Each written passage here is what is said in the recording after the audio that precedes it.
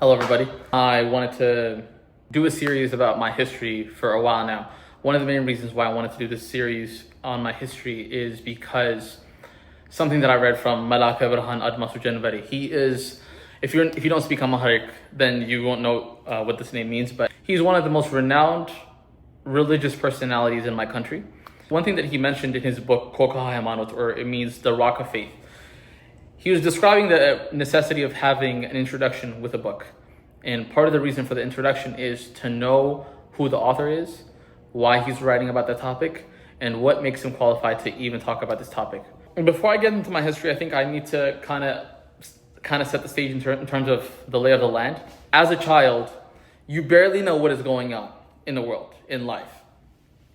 And the only thing that kind of leads you in your path, if you notice kids, is your conscience and your bodily desires. So for example, you're hungry, your bodily desires, you're asking for food. And if you're you're a toddler, you're crying. Your conscience is telling you, okay, this is right or this is wrong. And there's a degree to which there are arguments about nature versus nurture. It's definitely a combination of both. Obviously, there's not an exact way we can ascertain whether a certain kid is going to be this way or that way or the other unless we actually see their actions laid out over a period of time. And the thing is, I wasn't even thinking that. None of us are thinking that when we're young. So how do we kind of move through life? It's culture. For example, your parents tell you to do something, then you follow it. It's one of those things that we don't question when it comes to a society, is that kids have to listen to their parents. But ultimately, it's those things that we do without really questioning it. And culture is that mediator between having a 10-hour lecture on how to be a toddler and then just existing without ever telling a kid what to do. It's culture that mediates that not knowing whether to follow our bodily desires or just our conscience, or what the right thing or the moral thing is to do moving forward, is what I notice in general human experience. A fundamental problem arises when you start to notice that culture is corrupt.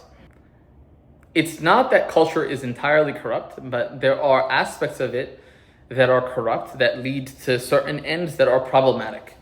There are two buckets that I wanted to kind of outline that I'm going to be using to describe my experience when I was young. So there's education and there's ignorance.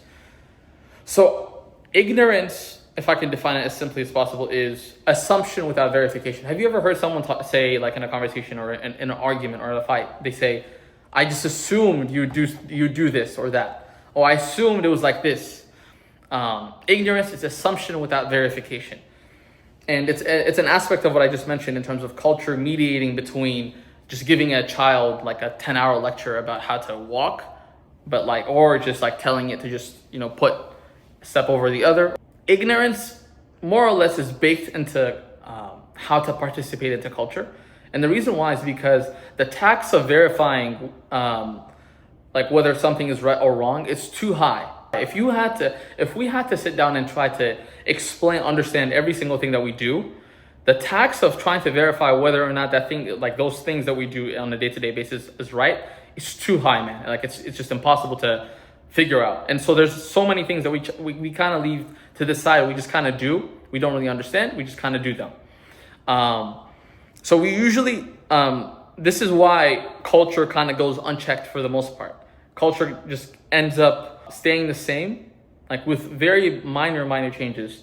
And this is where we move into education, is change occurs when people are enacting that change and repeating that change. And the funny thing about people that are either traditionalistic or progressive, and this is not the topic of this video, but what people don't realize about being traditional or progressive is that eventually the people that are progressive are going to be traditional, because over time they're going to be practicing their progressivism, and that becomes a tradition in and of itself because it becomes archaic.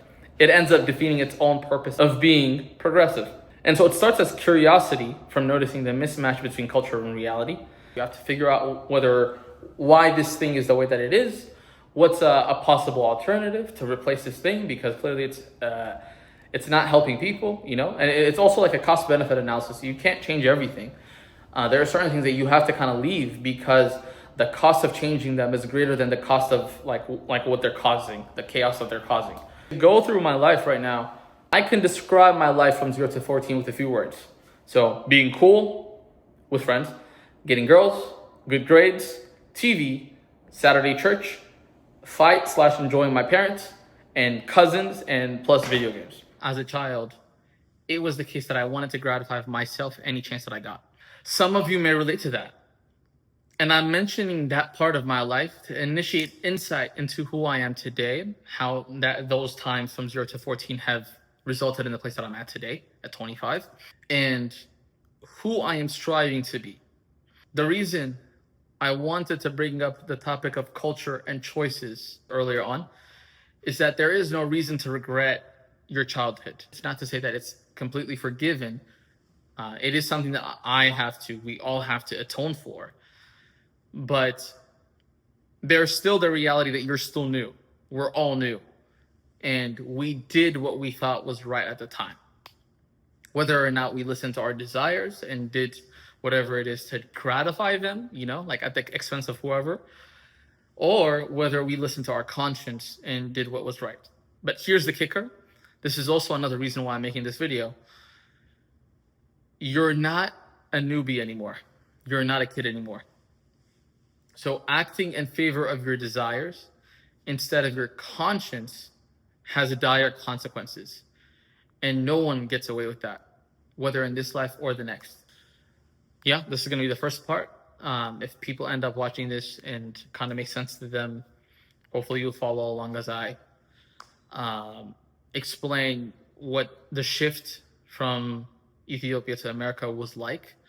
The differences. Obviously, this video is not exhaustive. I just wanted to focus on what I did, the mistakes that I involved myself in, and how I'm attempting to atone for myself. I'll see you on the next one.